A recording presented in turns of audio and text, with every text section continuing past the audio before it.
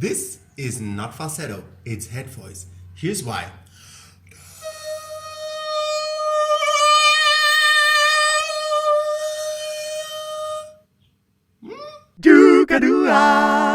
Hi folks, I'm Voba. I'm a singer and a vocal trainer, and this is my channel about anatomical vocal training. This, what you just heard, was not falsetto, it was head voice. Now, the difference I explain in this video. Very important to understand the definition of the difference between head voice and falsetto, because it's probably not what you think it is, because it has something to do with your health, with your vocal health. Now, the reason why I did the and then the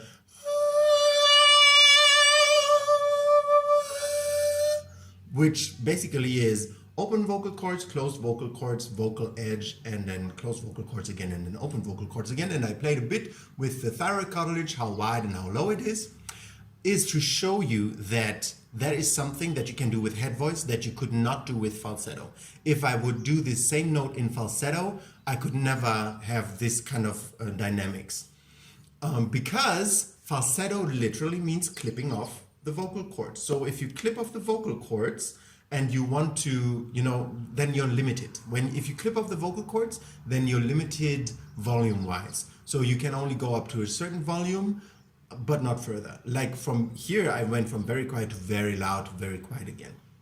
And this is something that you can only do when your full vocal cords vibrate and not just the back part of it.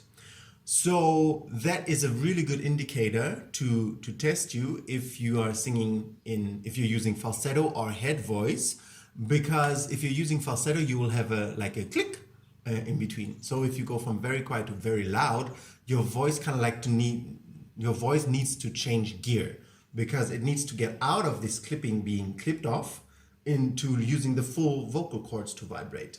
And that is often the click that people sense in their voice. There is also a different thing that I call turning point, which you can find in this video. But mostly when people want to have a high note and they want to go from very open and breathy and quiet to closing vocal cords to having more strength to being louder and then going back to very quiet, then it will show that you can't do it seamlessly, right, in one. If you're using falsetto, if you're using head voice, you can. So this is one of the amazing perks of head voice. You can easily go from head voice to chest voice, back to head voice, just louder head voice with more metal in it, back to quiet head voice. The dynamic range is just way bigger than with falsetto.